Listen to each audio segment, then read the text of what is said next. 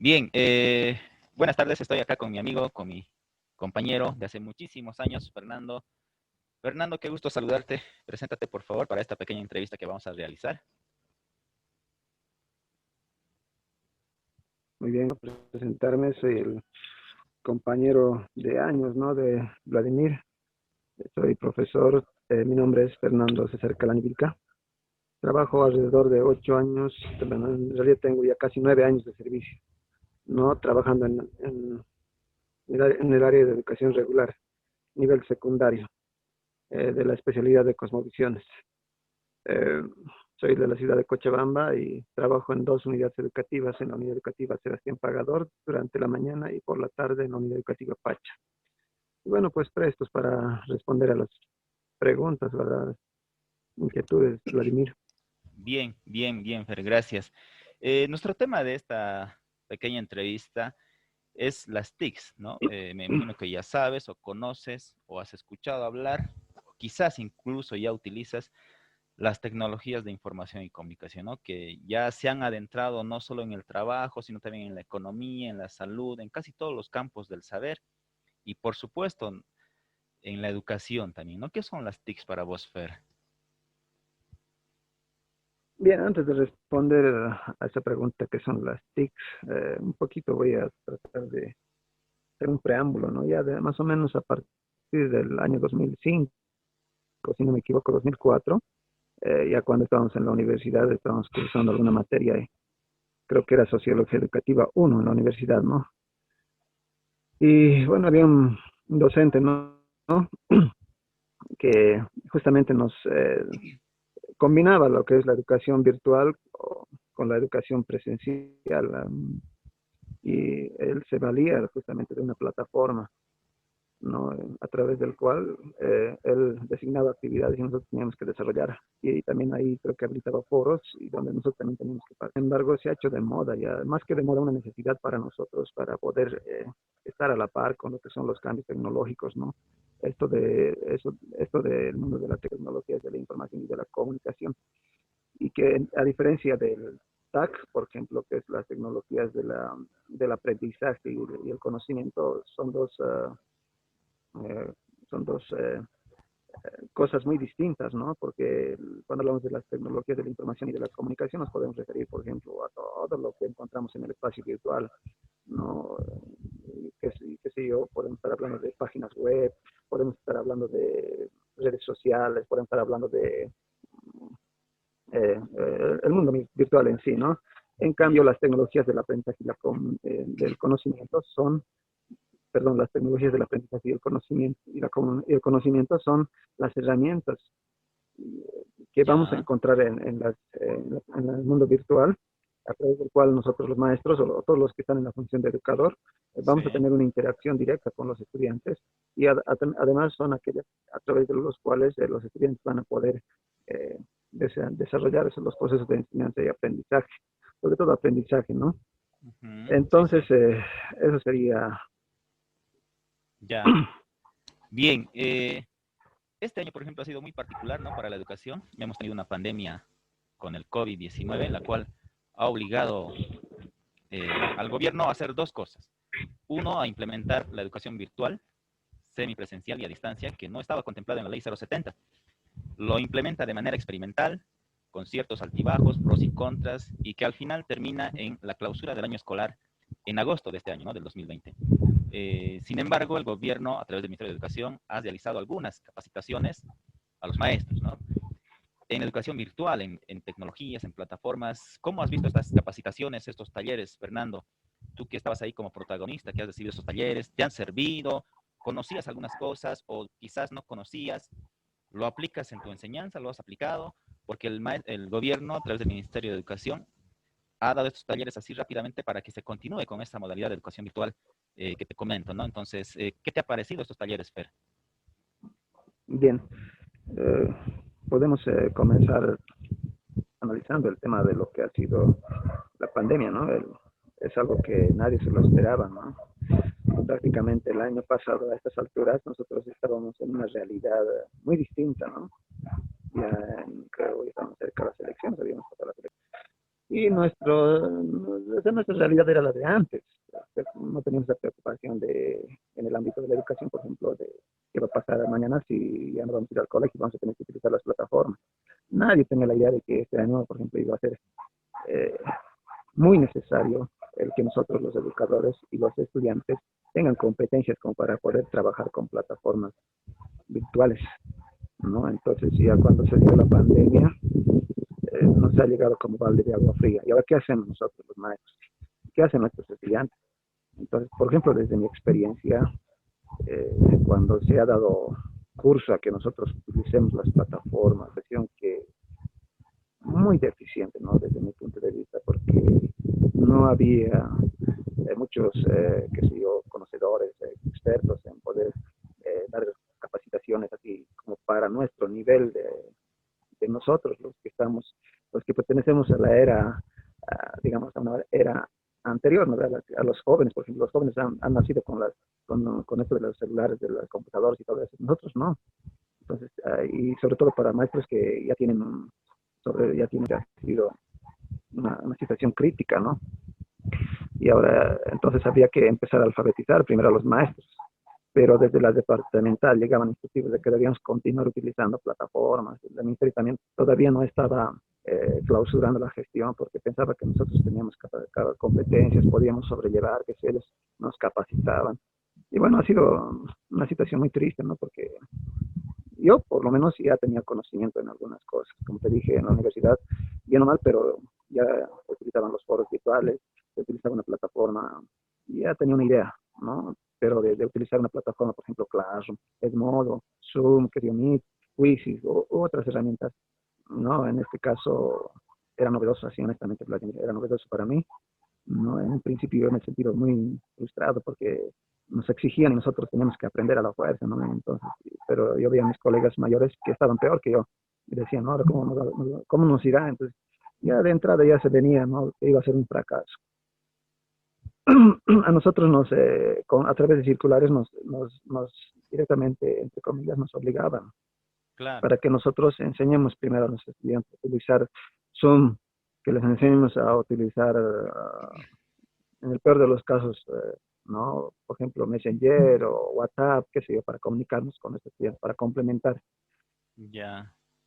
Pero los estudiantes tenían otra situación, no tienen los medios, no tienen Exacto. los recursos, ¿no? Y de por medio se ha metido la situación de la pandemia y la situación política más encima, ¿no? Y Sí, vamos a ver ahorita cómo ha afectado esta situación. Muchos, terriblemente. por ejemplo, la población con la que yo trabajo son una población que, por ejemplo, los de la Villa Pagador tienen posibilidades, ¿no? La mayoría tienen, pero la otra zona donde trabajo es una zona donde realmente las personas viven del día a día. Son Ya. señores que tienen un negocio bastante, digamos, sus ingresos son bastante bajos, ¿no? O sea, ganan 30 bolivianos, 50 bolivianos al día, trabajando desde la mañanita hasta las 6 7 de la noche, ¿no? Y es Ya. muy triste porque vendiendo jugos, refrescos, ambulando en las calles, vendiendo chicas. No es lo mismo que vivir en la zona norte, por ejemplo, donde son empresarios, y darle una herramienta para que su hijo trabaje con celular, por ejemplo, mínimamente, ¿no? Entonces era preocupante. Entonces, nosotros como maestros hemos tratado de combinar lo que es la educación a distancia más bien y la educación virtual.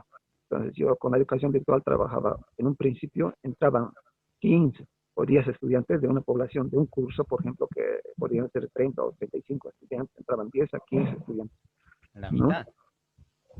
Eh, ahora, claro, menos en algunos casos, porque habían casos donde entraban 3. Yo trabajo con 3 paralelos, entonces de 90 Wow. estudiantes entraban 15. Entonces, esa era la realidad, ¿no? Ya cuando se ha combinado lo que es la situación de la pandemia con la situación política, porque tú sabes, ¿no? La gente de ese lado son gente que estaba renegando con las políticas del gobierno, entonces de entrada se han rehusado a participar de las clases virtuales, más que porque, no porque ellos querían, sino porque los papás les decían, no, así no puede haber. En el colegio Ya. Sebastián Parra, por ejemplo, los papás prácticamente se han rehusado a continuar con las clases virtuales, ¿no? En el otro lado peor, Y cuando se ha llegado a clausurar la gestión escolar, cuando se ha dicho no hay clases, entonces definitivamente se han perdido los estudiantes. Hemos tratado de continuar con las clases virtuales. De hecho, ha salido con su famoso decreto, Sí, donde se ha de clausurar la gestión y todo lo demás. Entonces, con eso va a ser encima peor. No ha habido un abandono total. Había sesiones donde aparecía con un estudiante, con dos, y al final nadie. Y esa realidad no solamente ha sido en mi área, sino todos los maestros han protestado.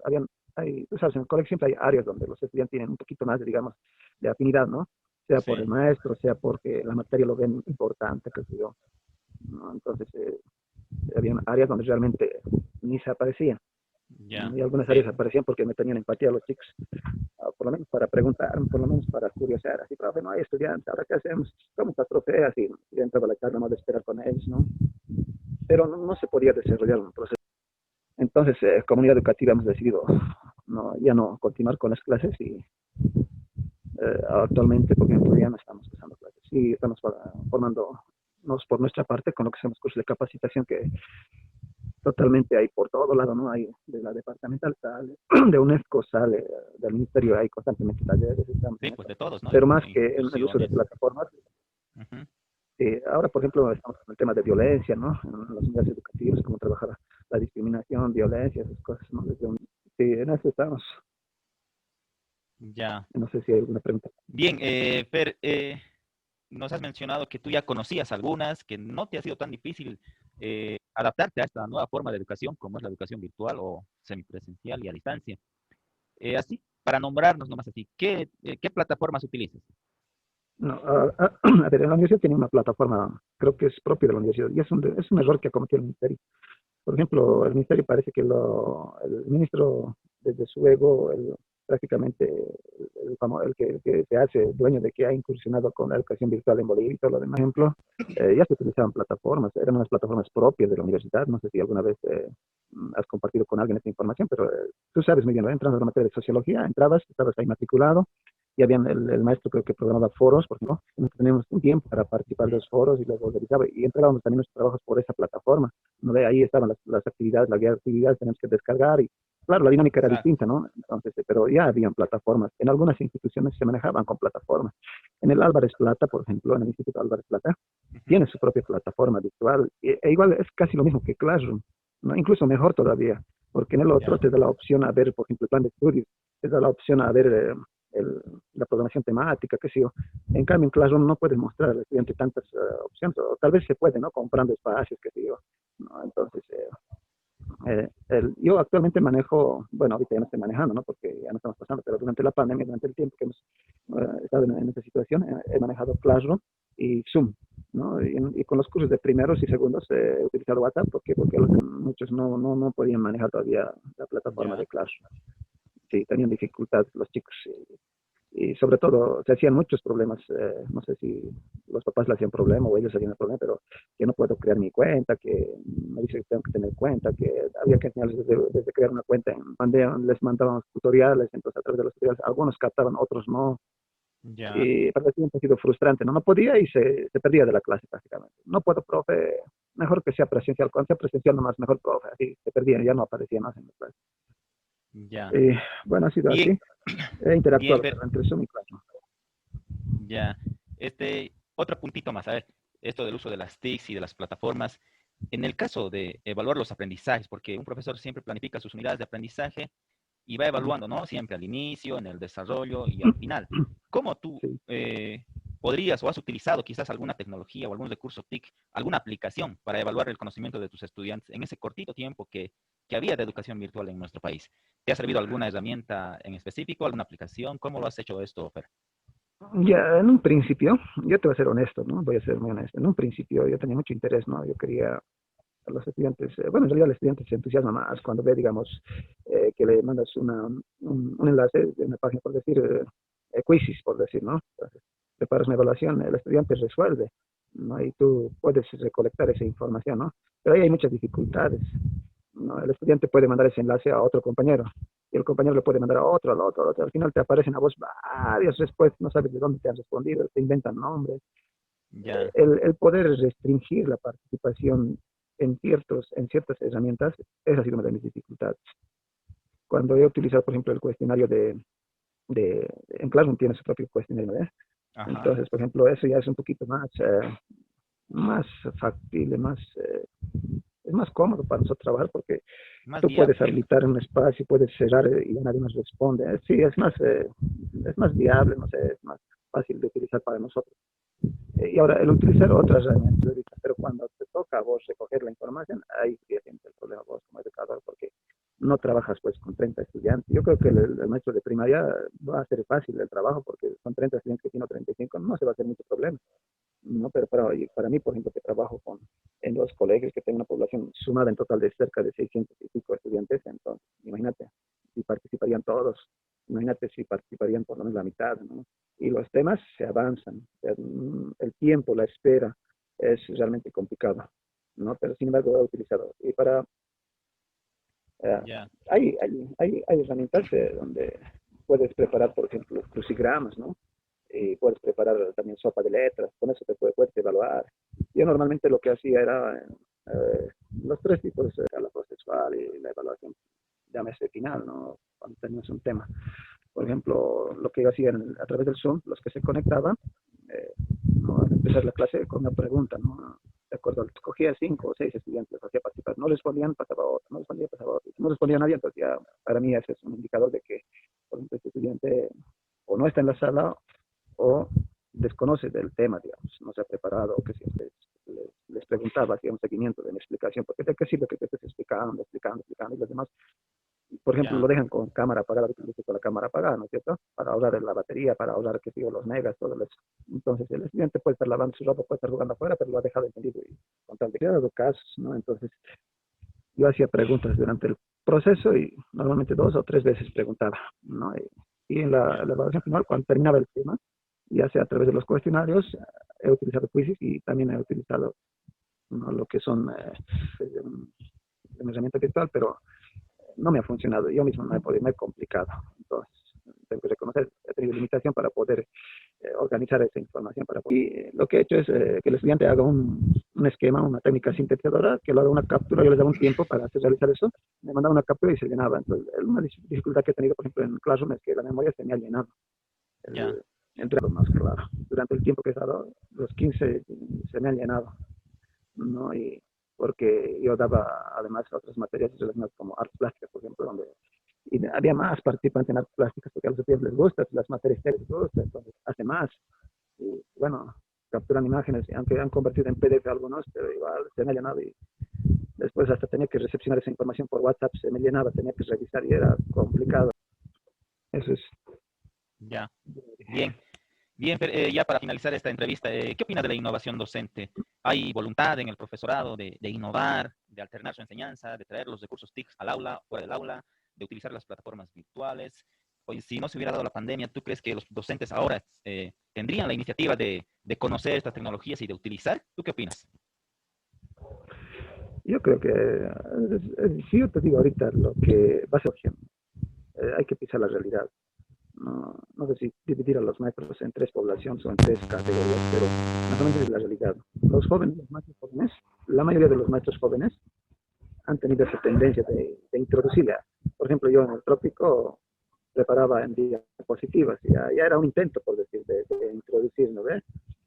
Cuando yo quise utilizar, por ejemplo, el cuestionario de Drive en el aula, ¿qué decían los directores? No, como los papás les están molestando, les están llegando mensajes de evaluaciones, que no puede ser. Entonces, habíamos maestros jóvenes que a veces nos hacíamos observar, ¿no? Porque todo tiene que darse en el aula, nos decían los directores. Los directores tenían un esquema cerrado. Y miren cómo ahora es una necesidad, ¿no? Ahora tenemos otra población de maestros que está entre los 40, 30 y 35 años, más o menos, hasta los 50, que tienen un conocimiento a medias, ¿no? Pero de ahí para adelante hay maestros que ni siquiera saben, no han utilizado ni la computadora que el gobierno les han dotado. Le han regalado a sus hijos, le han dotado a sus sobrinos. Ellos han seguido utilizando los registros manuales, han utilizado la pizarra antigua, han utilizado, prácticamente se han cerrado en que ellos saben cómo enseñar y listo. Y este nuevo contexto que hoy por hoy en el cual estamos, entonces nos obliga a todos a saber. Y ahora creo que voluntad hay, ¿no? Y siempre va a haber, pero tiene que ser serio la cosa. No nos pueden encajar todos los maestros, que los maestros tenemos que estudiar, tenemos que enseñar a los estudiantes más. ¿Y dónde está el papel del Estado? ¿Para qué sirve Canal 7? ¿Para qué sirven es decir, los canales, el Estado a través de los canales de televisión y de la radio también, ¿por qué no? Debería capacitar también al estudiante en horas en el manejo de las tecnologías. ¿Dónde están los ingenieros a ver en informática? Porque ellos tienen que enseñar, pues yo cómo voy a enseñar a un estudiante, por ejemplo, algunas cosas que no, ni yo mismo sé. No es lo mismo los que me capaciten a mí, el día de la, que se yo reproduzca, eso ya es antiguo, digamos, tiene que buscar nuevas alternativas, o sea, tiene que trabajar aquí, tiene que haber necesariamente un convenio entre el Estado, las universidades, a través de las facultades de ingeniería en informática, que yo, y ellos deberían estar capacitando a los estudiantes, y a nosotros también, porque nosotros necesitamos una capacitación seria. Muchos maestros se inscriben en los cursos que el ministerio está mandando por el certificado más que por aprender. Como son cursos gratis, se llenan rápido los grupos, pero muchos maestros, aunque supuestamente tienen un certificado de manejo de Classroom, Meet y todo eso, pero en la práctica no están pudiendo ni siquiera programar una sesión. Yo te digo, hay directores que se hacen apoyar todavía con maestros para que puedan programar una reunión por Zoom, por ejemplo. Yo tengo esa realidad. Mi esposa, por ejemplo, es secretaria. Entonces, su directora le dice, programame una reunión. Y a veces, alguna vez, no, en este momento no estoy con computador, no tengo. Ay, ahora, ya le voy a decir a la profe que lo programe entonces. ¿Por qué lo programa ella? Y es porque no sabe, pues, ¿verdad? O yo conozco otro director que ni siquiera sabe conectar un data a una computadora, pero él da sus clases, digamos, que sus reuniones hace con data y se auxilia de un maestro para que se lo pueda hacer todo ese trance, ¿no? De la computadora y el data. Entonces, nos falta mucho por aprender todavía, mucho. Yo creo que así como nos están dando sueldo ahorita, nos están pagando, el Estado debería ser más serio. Maestro que no se conecta con cámara encendida por Zoom de esta hora a tal hora, 3 veces falta, chao. Así todos aprenderíamos. Pero como es voluntario, lastimosamente somos pocos los que nos conectamos. Y cuando volvamos al aula va a ser un gran alivio para esos, ¿no? Para los que no saben qué va a hacer eso. Y para los que sabemos, vamos a querer combinar las dos cosas y no se va a dar, ¿vas a ver? Porque de hecho, cuando entremos a clase otra vez, tiene que combinarse la modalidad presencial con la modalidad virtual, tiene que combinarse, ¿no? Pero para eso necesitamos capacitarnos, pero bien capacitados. Los maestros, así como te dije, no ve así, de 8 a 10 capacitación en esta plataforma, todos los maestros se conectan con cámara encendida. Tienen que tener todos los dispositivos en mano.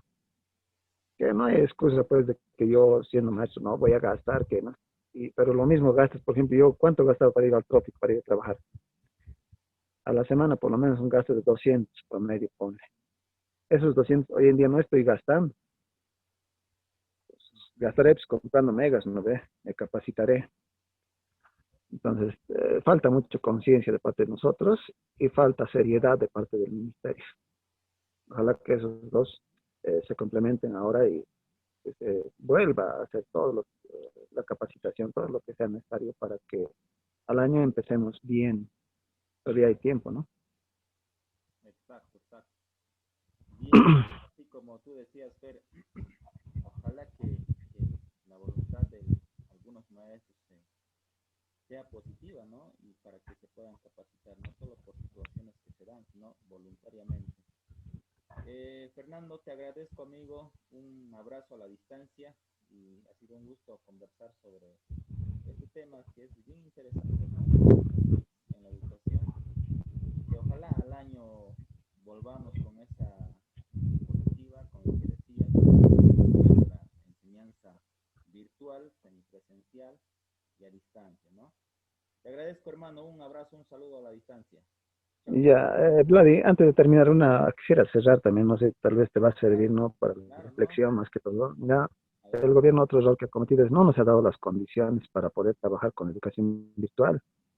Eso es lo principal que tiene que haber. Por ejemplo, yo he tropezado eso hace rato contigo, ¿no ves? Te corta la señal, no te escucha bien. Ajá. Lo mismo pasa aquí, por el lugar donde yo vivo.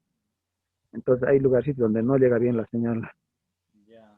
Y mis estudiantes no viven toditos en el casco viejo, no viven toditos hay estudiantes que tengo, por ejemplo, del Sebastián Parador, que viven arriba, Ya. ¿no? Donde recién están urbanizando, por ahí viven. Hay otros que viven por detrás de un cerrito y en Lomas de Santa Bárbara, no sé dónde se llama, ahí atrás viven. En Villa Israel lo propio, hay un lugar entero donde no llega ni televisión ni canales, no llegan todavía. Entonces, pero a nosotros se nos exige, ¿no? Educación virtual, sí o sí.